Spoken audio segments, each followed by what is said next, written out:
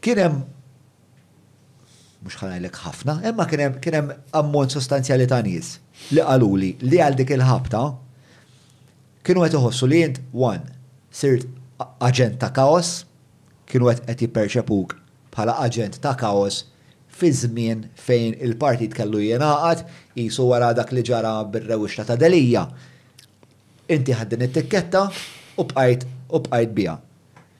It-tieni ħaġa kienet li bil-ħin bdejt titlef ċertu kredibilità li kien hemm affarijiet li ma bdejx issostnu u fil-fatt semmew li episodju li ġara xahar wara din l-intervista. Il-moment li inti u Adrian Delija iffirmajtu stqarrija konġunta. Sewwa, jisu l-affarijiet kienu qed jippreċipitaw sa ma waslu għal dik il-climax fejn inti kellek tirtira l-affarijiet kollha li għad fuq Adrian Delija. Naqblu? Ma naħsibx li huwa veru li jiena irtirajt, le. Dikka kienet dikjerazzjoni li saret. Żomm sekonda, ma id-dikjerazzjoni naħsibx li kienet però li ġara kien hemmhekk dik id-dikjerazzjoni. Biex nkunu ċari u nkunu korretti mal-udjenza, mela, f'din l-istqarrija li affirmajtu tnej li intom kemm inti u kemm id-deputat Delija, Jason Azzopardi jiddikjara wkoll li Adrian Delija ma huwiex fil-but ta' ebda negozjant u jiġġieled għalhekk il-korruzzjoni mingħajr xkil jew kompromessi. F'dan il-kontest ukoll huwa m'għandux għalfejn jaħseb illi b'xi mod il-Partit Nazzjonalista mmexxi minn Adrian Delija jew Adrian Delija nnifsu għamel xi azzjoni jew ħa xi deċiżjoni biex b'każa ma jkunx elett bħala membru parlamentari Ewropew u li ma jirriżultax li hemm mijiet ta' messaġġi bejn Jorgen Fenech u Adrian Delija. Din il-ħaġa tal-mijiet tal-messaġġi kienet xi ħaġa li anke tħalltu l-qorti dwarha. Dikka interessanti, dikka jiena qatmatta. Qatmat li kien hemm mijiet. Di tal-mijiet jiena mela ħanajlek. Qatmatta. ċertu nies ivvintaw lina tal-mijiet kemmu vera ma rridx noqgħod nsemmi s-suġġett, però meta sar niftakar protest ġudizzjarju kontrija minn Dottor Delija jiena l-għada kont weġibt. Mela, di tal-mijiet jiena riċerkajta wkoll. Mela, għamilt il-homework, vera għamilt homework, tajtek ix-xogħol. Ħanajlek, di tal-mijiet jiena l-unika evidenza tagħha li sibt, nista' ngħid li ma sibtix ħafna postijiet, sibta post wieħed.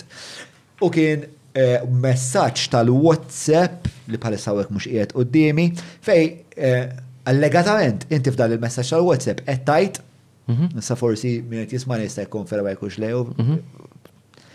Qed tajt illi jeżistu mijiet ta' messaġġi li waslu għal din il-konklużjoni li qed ngħidu hawnhekk. Mela, żomm.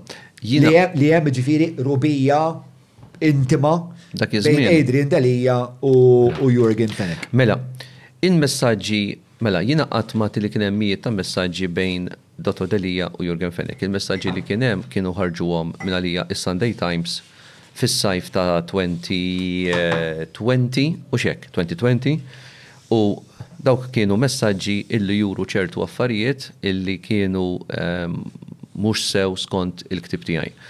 Xed nitkellmu wara 17 Black, mhux qabel, wara 17 Black, wara min kien. Allura dika kienet xi ħaġa li kienet naħseb mhux kont waħdi, ħadd ieħor ukoll mhix ħaġa. Tiftakar li l-messaġġ jekk kien vera urtak? No, kien hemm ismani, il-messaġġi li ħarġu Times kienu messaġġi li ħarġu u li kienu sajf ta' 2020, ma nafx korreġuni, ġum ma nafx 2020.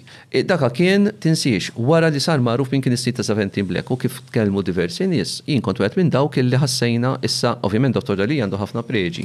Però daka kien issa nkunu ċari, qed titkellem għal persuna li għamillu l-kawża li rebaħu tal-VGH, ġifieri, kont jien, ġid diskorsi kont, alright, kont jien, idea tiegħi, riċerka tiegħi, 3 xhur tiegħi biex fetħet il-kawża minn Dottor Delija illi kien l-uniku wieħed illi kellu il-kuraġġ jiftaħ il-kawża, niftakar konna morna grupp parlamentari u kien l-uniku wieħed li kien lest jitfa' ismu għal din il-kawża, jien kont offrejtlu, nidħol miegħu u kien qalli le għax inkella tidherkera wieħed biss aħjar waħdi milli wieħed u deputat biex inkun fer miegħu, minn kont offrejt, dik kienet riċerka tiegħi, idea tiegħi u l-kawża tal-VGH kienet letteralment l-idea tiegħi. Però mertu li komplija, rebaħa u jalla issa l-appell jikkonferma r-rebħa. Għax dak huwa kuntratt korrott. Issa, coming back għal-messaġġi. Jina Dak kien għajdut di tal-mijiet ta' messaġġi bejn Delija Jina, u dana, ħana Jorgen Fenech. di tal-mijiet, għatma kien, jina għatma kien mijiet ta' messaġġi bejnietom it-tnejn ta' iġifiri kien hemm messaġġi, pero anke kien hemm messaġġ, isma' niftit, messaġġ wieħed post 17 Black. Għalija ma kienx sew. Il-messaġġ tiegħu li qed nara li tal-law Times għawel kien jgħid good day to you, mela. Whatever it is, whatever. Seta kien, isma' niftit, seta kien happy birthday, seta kien good afternoon. Kellu my which bush. Isma' niftit, after 17 Black, after 17 Black, that is what happened.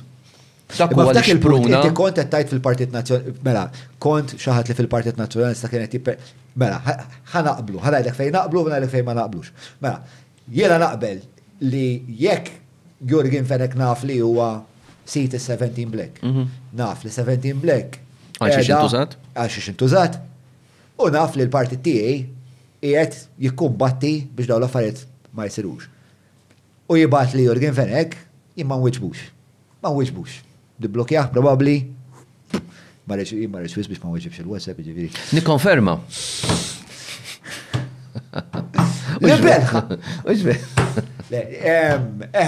Mela, il-mistoqsija u jien insaqsija. Ma wiġbux, sewa, issa. Pero hemm baħar jaqsam bej dak li batlu li għalija ma kellux jibata. Imma inti dak iż-żmien kont qed tmexxi kampanja fih dan il-Partit Nazzjonalista fejn kont qed tippromovi l-idea li jgħidin dalija korrott. Le. Li korrott, no.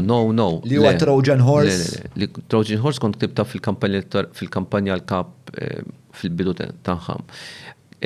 Mela, jien le ma konċ qed immexxi, ma konċ il-leader assolutament. Jiena kont parti minn numru ta' nies illi ħassejna li kien wasal iż-żmien illi l-affarijiet kellhom jinbidlu. Issa. Kien żball? Issa.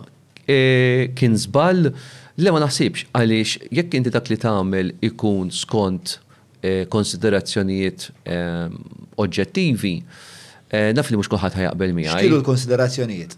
Kif qegħdin nitkellmu, ġifieri kien hemm sitwazzjonijiet partikolari, ifhimni, kien hemm sitwazzjonijiet partikolari fil-Partit Nazzjonalista illi kien hemm numru ta' deputati, kien hemm ftit iktar minn nofs ikkoreġini, illi kien hemm ċertu disgrantilment, ma għax nidħol fil-xismu.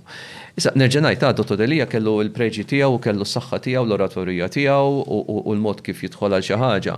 Bħal tal-VGH. Vera li ma ħalejtuh jaħdem? No. Ma nemmix illi dik hija ġusta għal diversi raġunijiet, ma rridx nerġa' niftaħ feriti ma nagħmel ġdid. Pero ma namminx, u jien konvinti li kull deputat li ħasem f'dak l-eżerċizzju kien immexxi minn konsiderazzjonijiet oġġettivi. One of the texts referred to in the judicial protest which Delija is maintaining was sent by Azov party to another party reads, "Of course it is, and you have no idea of the hundreds of other messages in the mobile of Fenech in 2019 relating to the payment to Delija of 50,000 euros and the pledge of 100,000 euros or more if Kaza was not elected. You have no idea what I've been holding up inside since January, no once and for all, that the man is a pathological liar. Have you ever sent that text?" Personalment, onestament etnajdlek, ġifiri, ma niftakarx illi, u żgur ma tkellimx fuq mijiet, definitely mijiet ta' messaġġi fil-mobile, iva, pero not relating to that particular subject. So that is not, you're saying that is not a text message that Jason Azzopardi ever sent? Absolutely, I can't remember it, honestament. Absolutely can't remember it or absolutely not? Le, ħanelek għalix, diffiċ li konti, għalix naf li il-hundreds huma il-komplessività mhux fuq dak is-suġġett, fuq dak is-suġġett ma kienx hemmijiet, le. So you did not send that message? No.